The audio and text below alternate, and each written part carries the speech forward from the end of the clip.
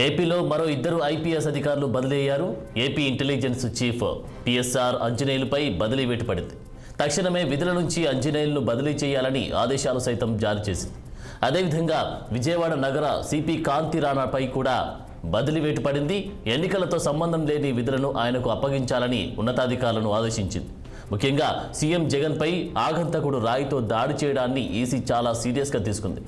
జరిగిన ఘటనపై వెంటనే విజయవాడ సిపి ఎన్నికల అధికారికి ఇవ్వాల్సిందిగా వచ్చింది. ఇక ఇద్దరు ఐపీఎస్లను ఈసీ అకస్మాత్తుగా బదిలీ చేయడం ప్రస్తుతం పోలీస్ శాఖలో సంచలనంగా మారింది.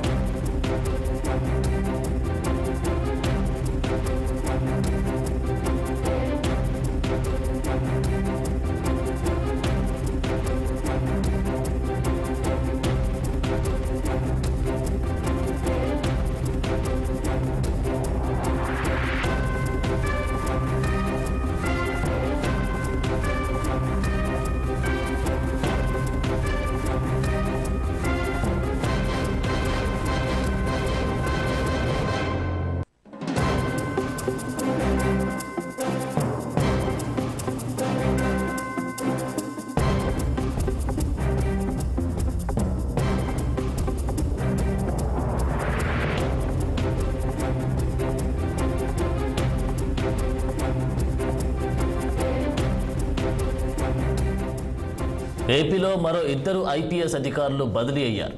ఏపీ ఇంటెలిజెన్స్ చీఫ్ పిఎస్ఆర్ అంజనేయులపై బదిలీ వేటు పడింది. తక్షణమే విధుల నుంచి అంజనేయులను బదిలీ చేయాలని ఆదేశాలు సైతం జారీ చేసింది. అదేవిధంగా విజయవాడ నగర సిపి కాంతి రాణాపై కూడా బదిలీ వేటు పడింది.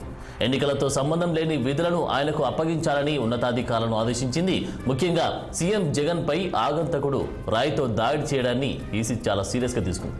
జరిగిన ఘటనపై వెంటనే విజయవాడ సిపి ఎన్నికల అధికారికి ఇవ్వాల్సి వచ్చింది. ఇద్దరు ఐపీఎస్లను ఈసీ అకస్మాత్తుగా బదిలీ చేయడం ప్రస్తుతం పోలీస్ శాఖలో సంచలనంగా మారింది.